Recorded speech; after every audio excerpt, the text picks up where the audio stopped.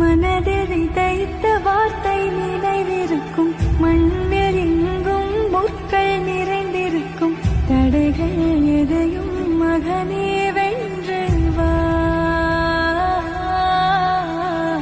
தலையே நிமிர்ந்து பகையை கொண்டு